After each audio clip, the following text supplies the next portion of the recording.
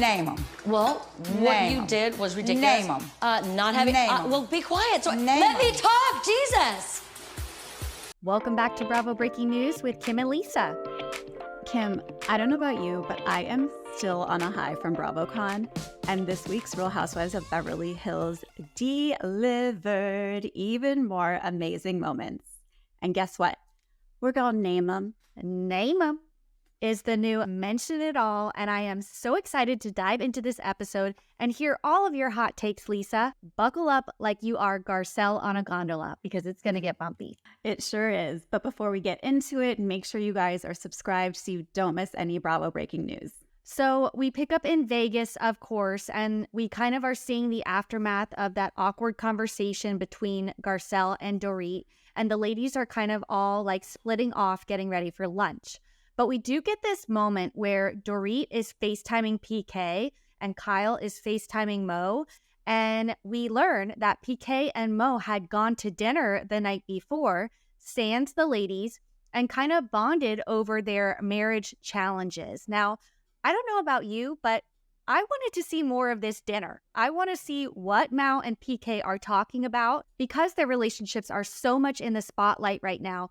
I'd like to hear a little bit from their perspective, because right now we're only hearing it from Dorit and Kyle's perspective. So I don't know about you, but I would have given anything to be a fly on the wall at that dinner. Yeah, for sure. And if they were in Jersey, they would have, given us more of that.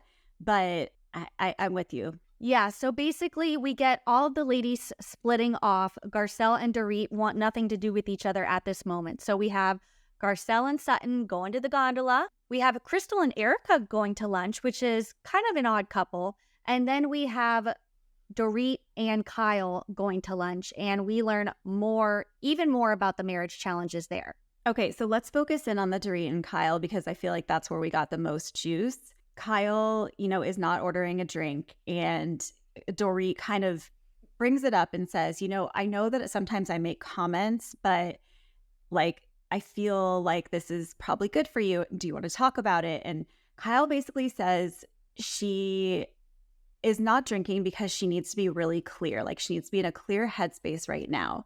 And I think looking back on it, we know what she's talking about. She's questioning her marriage. And so she doesn't want her judgment clouded by alcohol when it comes to that. And then we see Sutton's confessional where she's saying, Kyle's working out a lot. She gives up drinking. She's got 5 tattoos. Let's call it what it is. It's a midlife crisis. And maybe it is. She is reached a point where her kids are basically grown up, and she's not, she has more independence and more freedom, or she seems to want more freedom. And so she's exploring these kind of new thoughts and new interests that she has. And honestly, I don't understand why all these ladies are kind of caught up on Kyle not drinking. Yeah, first of all, I feel like midlife crisis usually has a negative connotation. You know what I mean? Men start to cheat and go off the rails, and people are blowing up their lives. But it seems like Kyle is only bettering herself by doing all these things. So I don't think that Sutton's midlife crisis explanation really has legs. But I don't get it either. I don't understand why the ladies are so upset with Kyle for stopping drinking. I mean, we've seen it time and time again.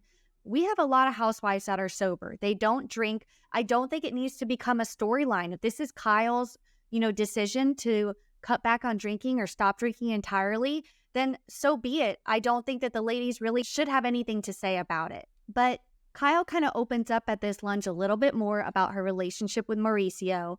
And again, I feel like, we were all shocked when the news came out about Kyle and Mauricio's separation that day. I remember you texted me, and it was just I had a total pit. But this season is basically all about their marriage troubles.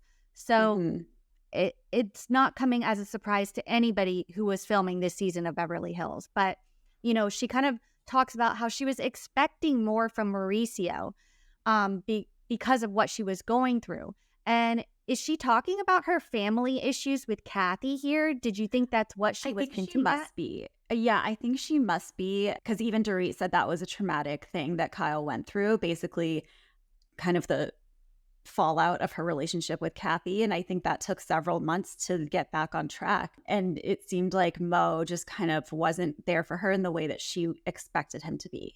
Yeah. And then she kind of goes into how, Mauricio's a salesman. His work requires him to go out and socialize and stuff. And especially since she's not drinking, she doesn't really want to do that stuff anymore. It definitely seems like they are on separate pages or kind of going in different directions because, they're getting older and it almost seems like Mauricio's career is just beginning. It's, I mean, not just beginning, but it's kind of reaching its peak and he wants it to make it go even higher. Whereas she kind of wants to maybe slow down a little bit. She's been doing Housewives for 13 years at this point.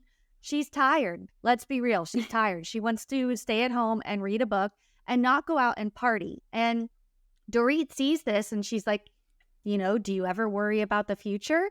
And Kyle basically breaks down, kind of like how she did on the BravoCon stage. She's not happy in her marriage. She's just, like I said, working on herself while Mauricio is just working. Yeah. You can definitely tell that they're hitting on a sensitive note here. Okay, so then we're all getting ready for dinner and we hear about everyone's day. Garcelle says that they had lunch with Oliver and she talks about Raquel and the Oliver kiss and we get this crossover moment. Oliver, again says, I was separated. I feel like I shouldn't have to defend myself because there was a lot of fallout after that. And it was only one little piece of the puzzle that was, this year's VPR and the scandal of it all. So they're going to a country bar. They're all getting their country outfits on. And let's be real here. Kyle is never going to miss an opportunity to, one, wear a hat, specifically a cowboy hat, and two, mention Kibo Sabi. She has this diamond encrusted hat that apparently cost $6,000.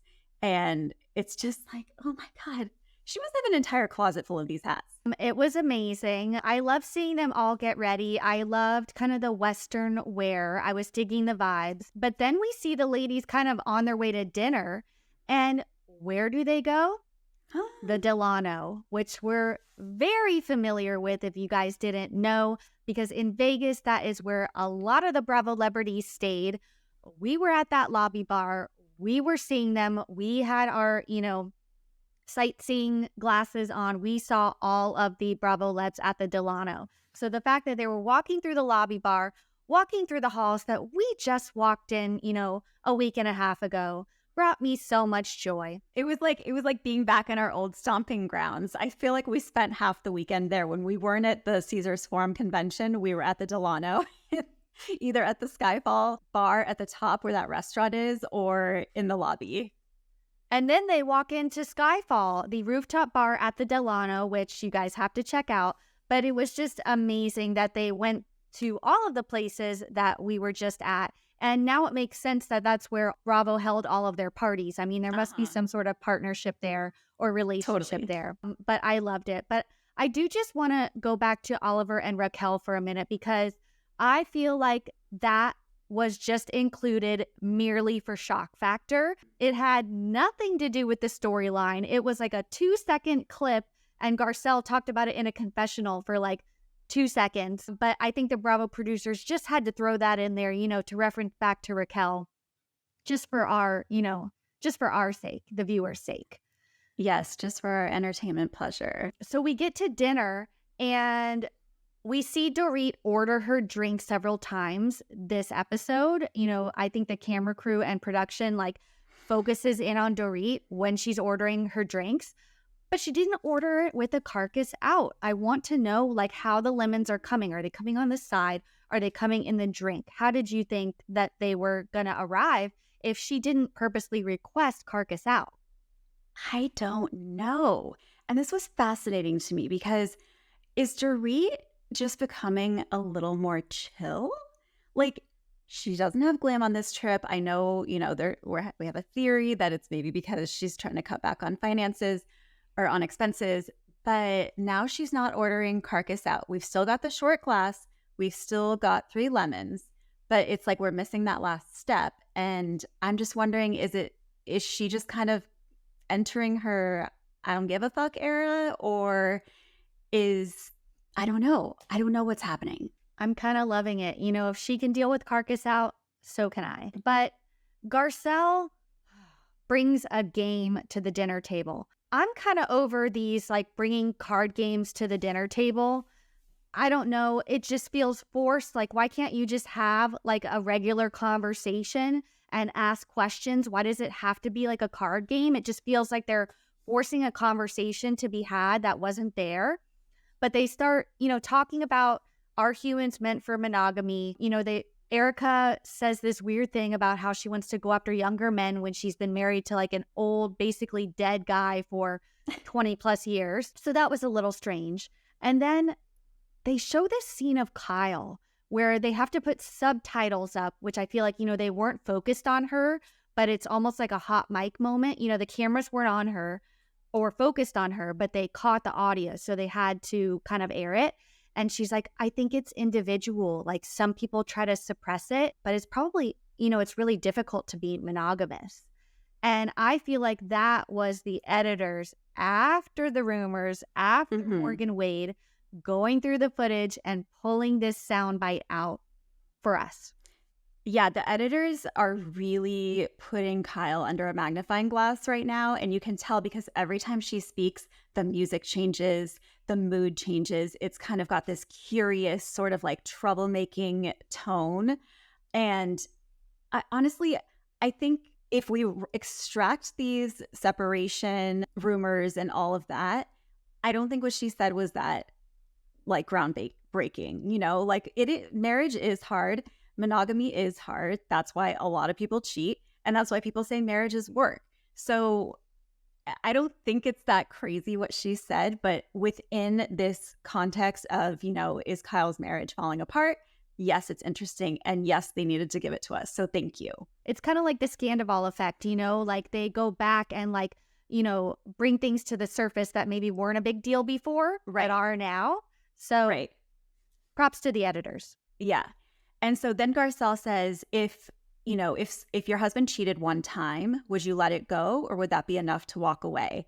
And, Kyle kind of says, I don't know, which I think is an honest answer. I think it's like, yeah, of course it's going to depend on the situation, but there's just, the Mo rumors come up about him cheating. We see some flashbacks to season 10 years ago when that was very much the focus. LVP famously urged Brandy to bring those gossip magazines on the trip, and they talked about Mauricio having an affair.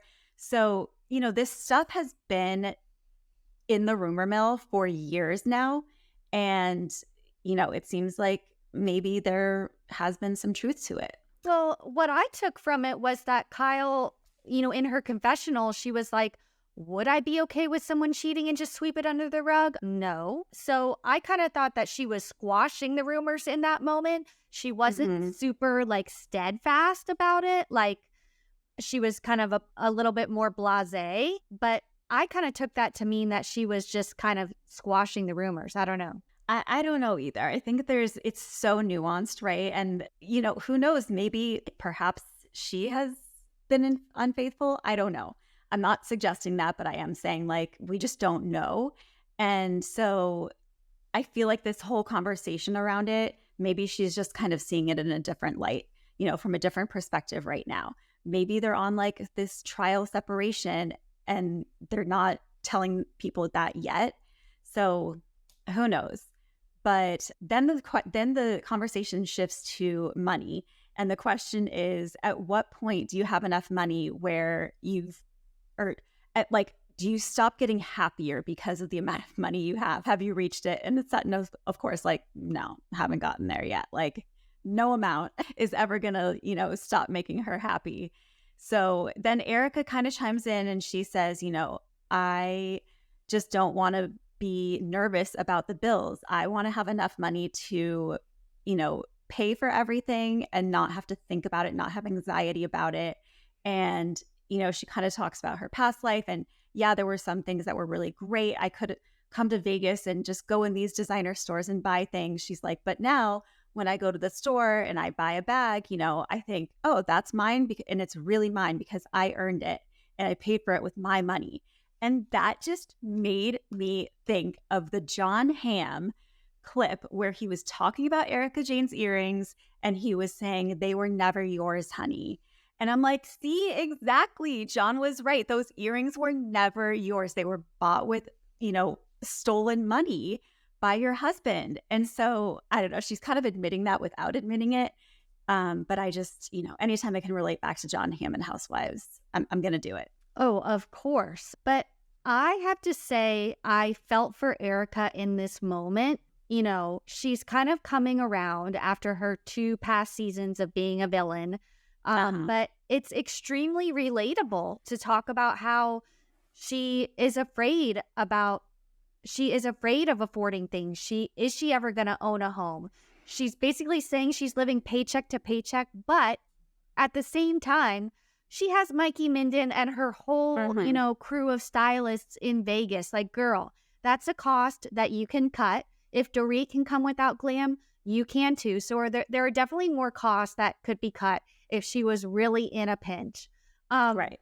But I did find this relatable because going from the lifestyle that she lived to something like this, I think it would be a culture shock for anybody.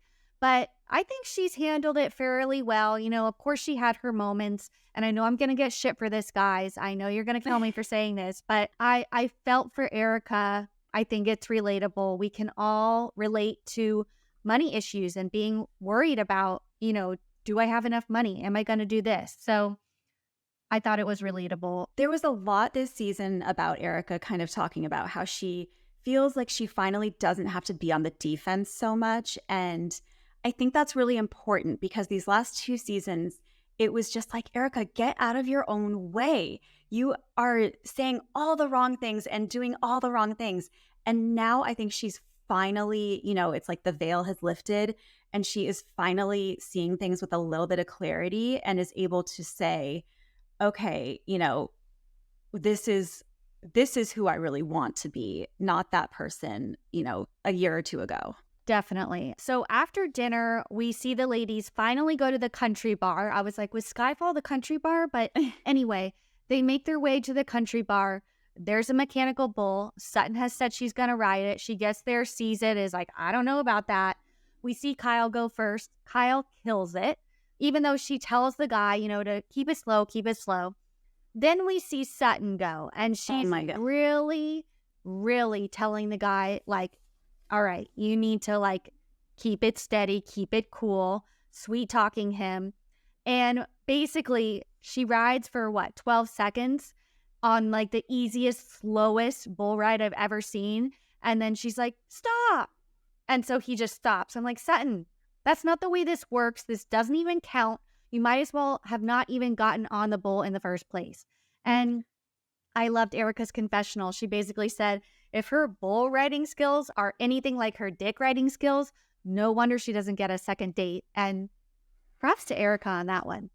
She just needs to loosen up. She is literally, she reminds me of a pair of overly starched pants that is just so pressed and so stiff that there's no give to it. And it's like, Sutton, girl, just relax a little bit and just go with it. She sees that bull, she's immediately, overthinking, overanalyzing, and freaked out. And it's like, if you don't want to do it, then don't do it. No one is forcing you to do this.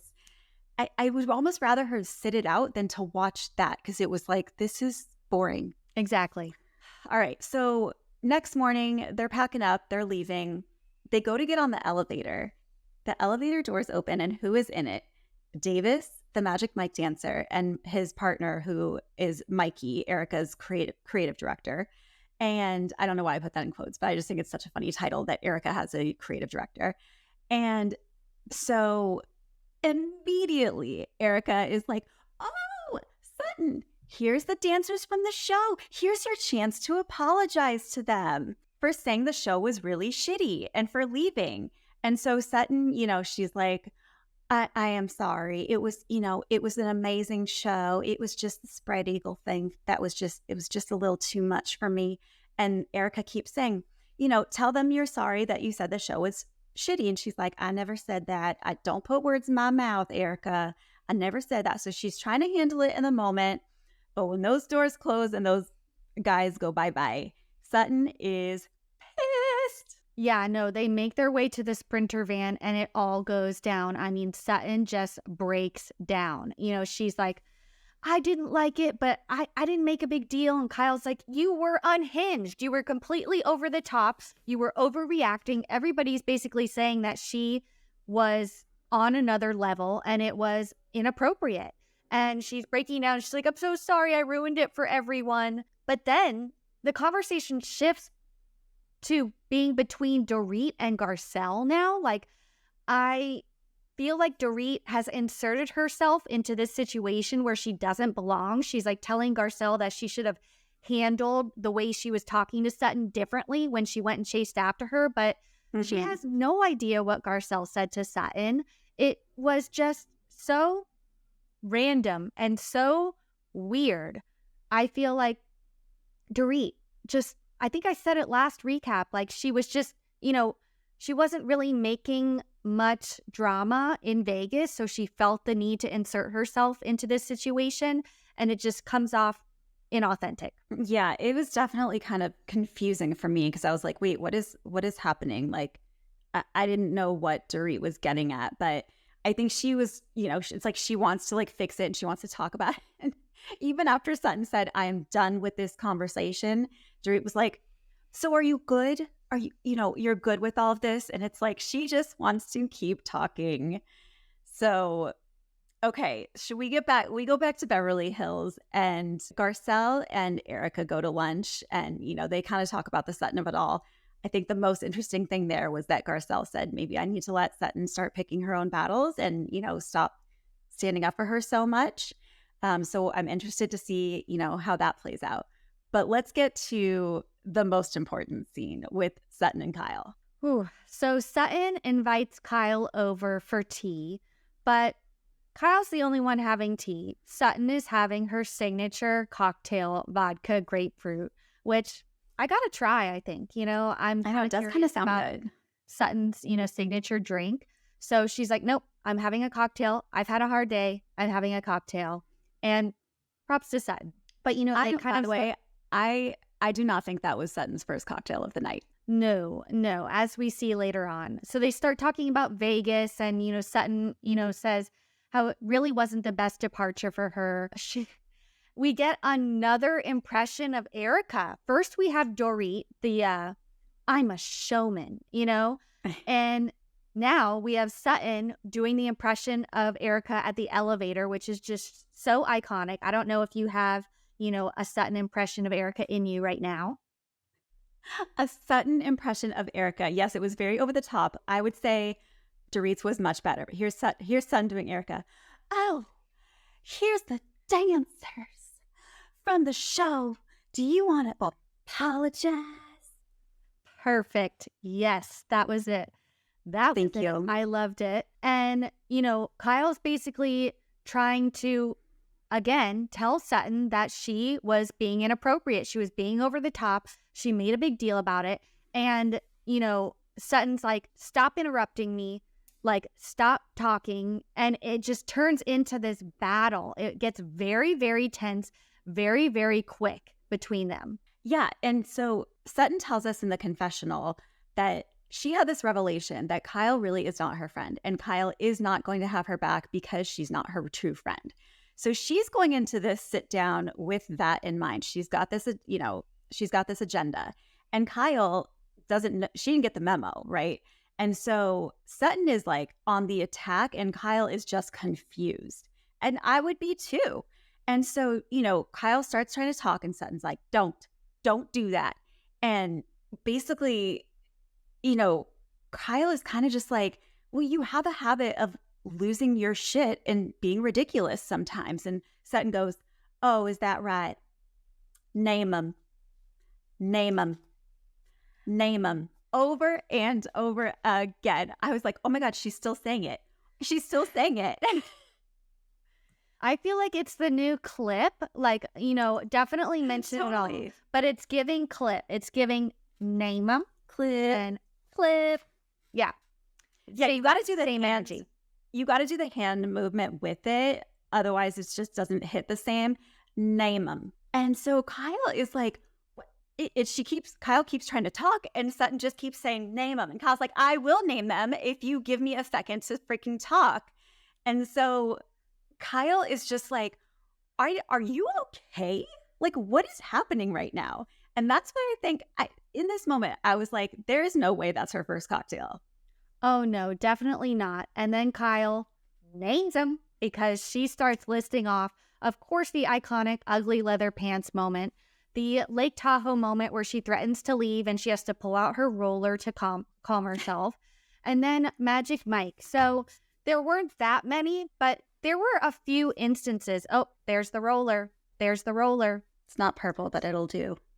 Sutton's roller. And, Kyle basically ends it being like, you did not seem okay in Vegas and you do not seem okay now. And I just want to know, like, what's going on with Sutton? Is there something going on with Sutton? Because we don't really have a lot of background information. I mean, to us, she's single. Of course, she's dating. She's not getting second dates. But other than that, what's wrong with Sutton's life? She's getting $300,000 a month in alimony. And what could possibly be sending her over the edge like this? Like, we don't know. We really don't have any information to go off of.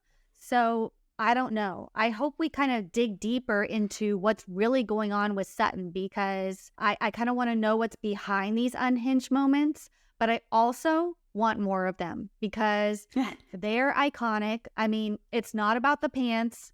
Name them. I mean, 2 weeks, 2 iconic lines that will go down in Bravo history. Props to Sutton. Yeah, I mean, this season is certainly has a lot about Sutton, and it seems like that always happens somehow. I think she's just so sensitive, and so it's like she tries to not make a big deal of things, but by doing that, everything becomes a big deal. And it's like, I don't know. Yeah. We'll see what happens, but I have a feeling that this is not the last of it, and I think we're going to continue to name them. Name them. So we will be back next week to cover Real Housewives of Beverly Hills. Make sure you guys subscribe so you don't miss anything. You can also listen on Spotify and iTunes. And make sure you check out the Bravo Breaking News Etsy store. Some new holiday limited edition merch just dropped. You can get this adorable cropped Vanderpump University sweatshirt that I absolutely live in. So check it out. See you guys next time. Bye.